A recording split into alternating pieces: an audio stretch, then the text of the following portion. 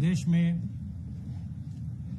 Corona virus के संक्रमण से एक्टिव इन्फेक्शन के केसेस की कुल संख्या 1763 और एक्टिव केसेस की तुलना में डिस्चार्जेस की कुल संख्या आज 2636 अर्थात जो हमारे एक्टिव केस हैं उससे लगभग 900 ज्यादा डिस्चार्जेस हो चुके हैं। 2636 डिस्चार्जेस हो चुके हैं।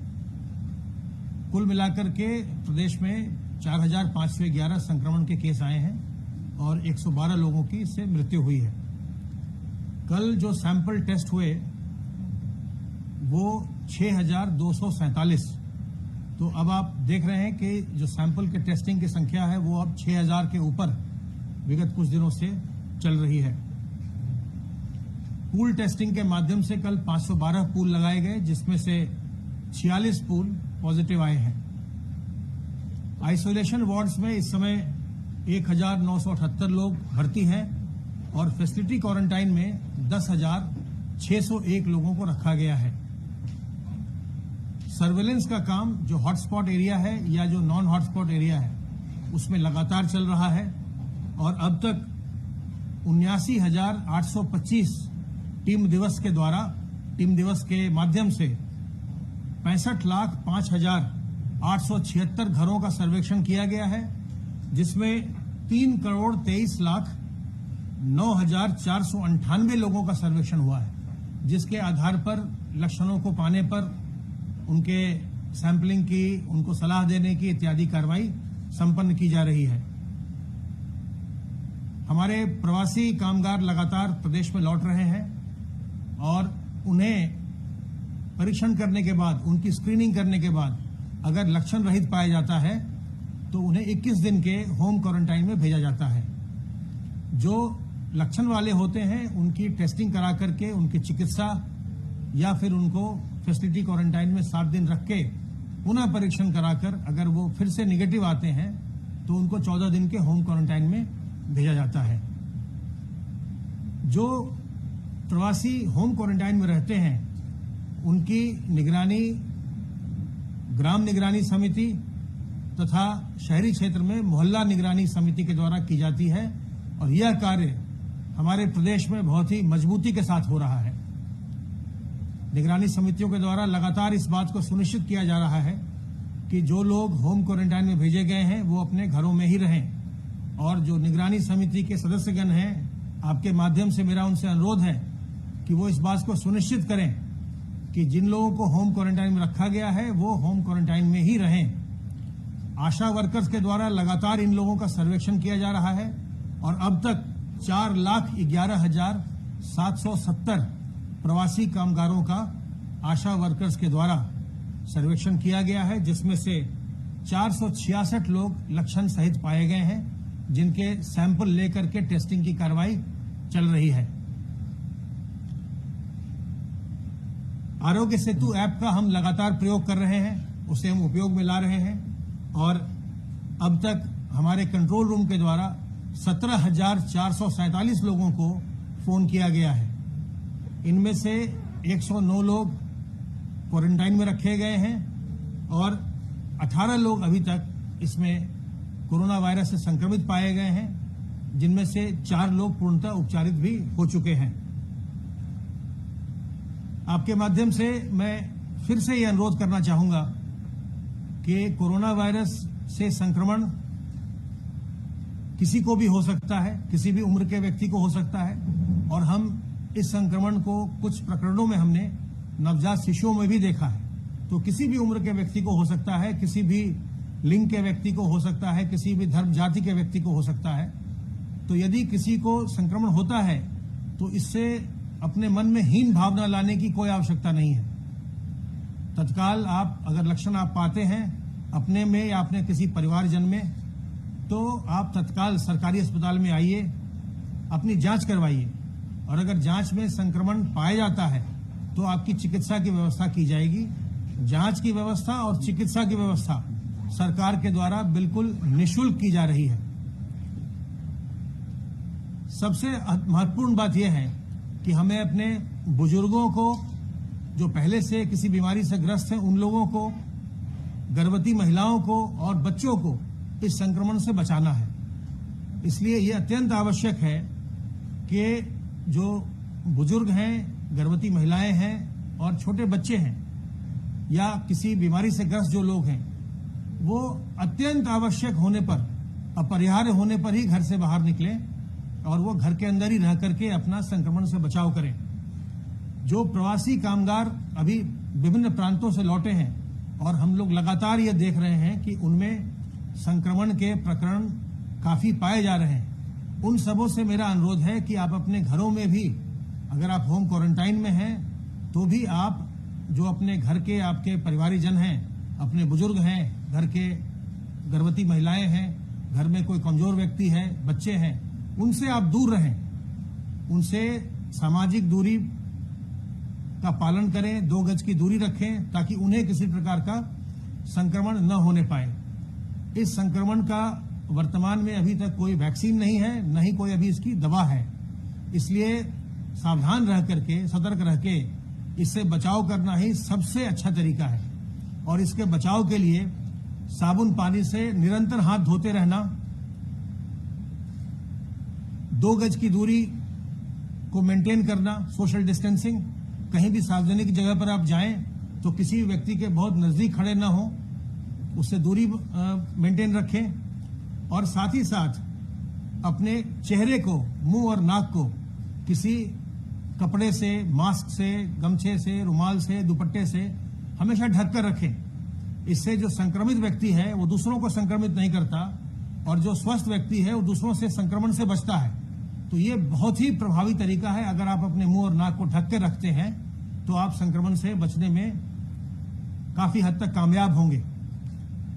इसी प्रकार से अपने शरीर की प्रतिरोधक क्षमता को बढ़ाइए और इसके लिए तुलसी और अदरक का काढ़ा या गर्म पानी का सेवन, नीम की पत्तियों का सेवन, गिलोय का सेवन, अजवाइन का अर्क, इन सब का सेवन करें जिससे कि आपके शरीर की प्रतिरोधक क्षमता अच्छी रहे और अगर कोई रोग, अगर संक्रमण आप पर आक्रमण भी करता है तो आपका शरीर उसको सफलतापूर्वक उस संक्रमण को हरा सके।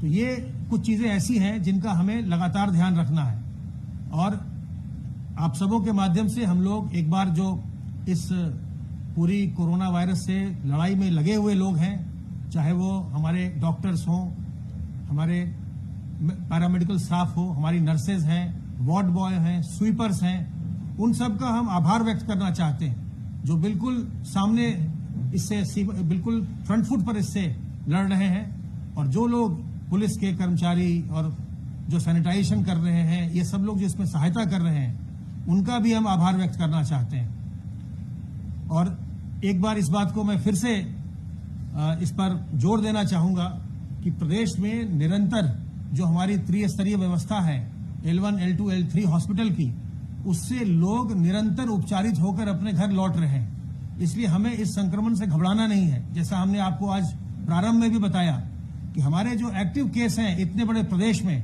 वो केवल 1763 हैं, जबकि हमारे 2636 लोग पूर्णतः उपचारित होकर घर जा चुके हैं। इसलिए संक्रमण से घबराइए नहीं, सावधान रह करके, सतर्क रह करके इससे अपना बचाव करिए और इसमें संक्रमित होने में किसी प्रकार की कोई लज्जा की बात नहीं है, इसमें हीन भावना मन में लाने की बात नहीं है और न ही समाज के अन्य लोगों को उन लोगों से किसी प्रकार की कोई दुर्भावना रखनी चाहिए जिनको संक्रमण हुआ है।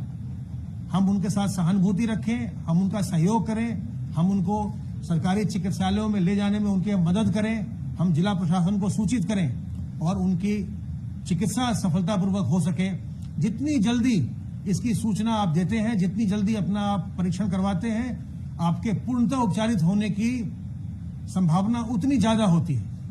जब इसमें संक्रमण को पकड़ने में, इसका परीक्षण होने में लेट होता है, देरी होती है, तभी इसमें किसी प्रकार का भी कोई कॉम्प्लिकेशन आता है, तभी इसमें कोई न कोई जटिलता आती है। अदरवाइज अन्यथा किसी प्रकार का कोई भी इससे घबराने की आवश्यकता नहीं है। सावधान रहकर अपना बचाव करिए।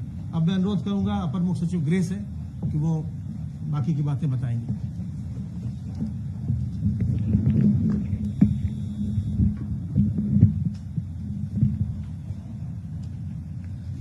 माननीय मुख्यमंत्री जी ने आज टीम 11 की बैठक में प्रवासी कामगारों श्रमिकों के सुरक्षित एवं सम्मानजनक प्रदेश में वापसी के लिए निर्देशित किया है कि हम सभी लोग उनकी वापसी के लिए हर प्रदेश से संपर्क में रहें और हर हालत में जहां भी जिन भी प्रदेशों से सूची कामगारों की और श्रमिकों की आ जाती है उनको सुरक्षित वापस लाने की व्यवस्था करें। माननीय मुख्यमंत्री जी ने आज समीक्षा की। लगभग 590 ट्रेनें आज अभी तक आ चुकी हैं और इसके अलावा ट्रेन से पिछले 8 या 9 दिनों में 7,60,000 से अधिक कामगार और श्रमिक आ चुके हैं। तो ऐसे में मुख्यमंत्री जी ने आदेश दिया है कि जहां एक और 12,000 बसें लगाई गई हैं, यहां प्रत्येक जनपद में 200 निजी बसें भी उपलब्ध कराने का निर्देश दिया गया और उनको भी लगाया गया है। ऐसे में पूरी व्यवस्था को सुनिश्चित करने के लिए हर श्रमिक, हर कामगार को पूरी सहूलियत दी जाए। मुख्यमंत्री जी ने आदेश दिया है कि जो भी कामगार और श्रमिक आए बॉर्डर पर, उसको पीने के पानी की और उसको भोजन की व्यवस्था भी कर दी जाए। कई जनपदों के बॉर्डर पर व्यवस्था कर दी गई है, उसको और बेहतर करने का उन्होंने निर्देश दिया है और ये भी कहा है कि टेंट लगा दिया जाए, वहां पर बैठने की छाजन लगा दिया जाए और वहां पर जो भी श्रमिक आए, कामगार आए, उसको बैठाकर वापस लाएं, सुरक्षित उसको लाने के लिए स्क्रीनिंग करें और सम्मानजनक ढंग से उनको जो है व्यवस्था के अनुरूप लाएं। बॉर्डर क्षेत्र के जो टोल प्लाजा है, एक्सप्रेसवे के जो टोल प्लाजा है, प्रमुख चौराहे हैं, वहां पर भी जो है व्यवस्था करने का, श्रमिकों के लिए भोजन और पेयजल की व्यवस्था करने का भी निर्देश उन्होंने दिया है। मुख्यमंत्री जी ने कहा है कि जो भी लोग पैदल चल रहे हैं, 2 व्हीलर से चल रहे हैं, साइकिल से चल रहे हैं, 3 व्हीलर से चल रहे हैं, हर हालत में उनको रोका जाए, रोक के फिर उनकी व्यवस्था भी की जाए और उनको जो है इस प्रकार व्यवस्था की जाए कि वो सम्मानजनक रूप से, सुरक्षित रूप से अपने घर पहुंच सके। सघन पेट्रोलिंग भी पुलिस को निर्देश मुख्यमंत्री जी ने दिए हैं कि पूरे प्रदेश में रात में नाइट पेट्रोलिंग की जाए। उन्होंने ट्रांसपोर्ट डिपार्टमेंट के प्रमुख सचिव और उनके सभी ट्रांसपोर्ट कमिश्नर और अधिकारियों को निर्देश दिया है कि एक एक जनपद में रात्रि में जो मुख्य मार्ग है, स्टेट हाईवेज हैं, नेशनल हाईवेज हैं, एक्सप्रेसवेज हैं, वहां पर सघन पेट्रोलिंग की जाए। पीआरवी की 112 के लिए भी डीजीपी साहब को सभी पुलिस के सीनियर ऑफिसर्स को निर्देशित किया है कि उनकी भी जो है सभी जितनी पीआरवीज हैं सघन पेट्रोलिंग करें। रात के समय कोई भी असुरक्षित न चले, कोई भी ऐसा ट्रक न हो जिस पर ऊपर लोग चढ़ जाएं और उस पर फिर किसी रूप में जो है कोई कठिनाई आए। मुख्यमंत्री जी ने परिवहन निगम को भी और मजबूत करने के लिए उसके सभी अधिकारियों को निर्देशित किया है कि सभी बसों का सैनिटाइजेशन किया जाए, बसों को सुरक्षित ले जाने के लिए ग्लव्स, मास्क सभी स्टाफ को उपलब्ध कराया जाए और जब भी यात्री चढ़े और यात्रियों के साथ सैनिटाइजर के बोतल भी दिया जाए जिससे भी किसी को भी कोई कठिनाई न हो। राज्य में जितने भी श्रमिक आ रहे हैं, जितने भी कामगार आ रहे हैं, पूरी व्यवस्था निःशुल्क रहेगी। कहीं भी किसी भी श्रमिक से कोई भी धनराशि नहीं ली जाएगी। मुख्यमंत्री जी ने कहा है कि जहां भी भोजन पानी भी दिया जाए, पूरी व्यवस्था जो है सरकार की ओर से सहयोग लेकर, लोगों के सभी का जो है सहयोग लेकर इसको किया जाए। परिवहन निगम की जो बसें हैं उनको सुरक्षित चलाने के लिए उन्होंने आदेश किया है कि उनको भी जो है रात में उनकी अपनी पेट्रोलिंग, जो बसों की जो चेकिंग होती है, उस कार्य को भी किया जाए। मुख्यमंत्री जी ने क्वारंटाइन सेंटर और क्वारंटाइन जो वहां पर कम्युनिटी किचन है उनको और मजबूत और चुस्त दुरुस्त करने के लिए, जिससे कि हर व्यक्ति को जो भी भूखा है उसको जो है भोजन मिल सके, कोई भी व्यक्ति भूखा न रहे, इस ओर भी जो है उन्होंने निर्देश दिया है।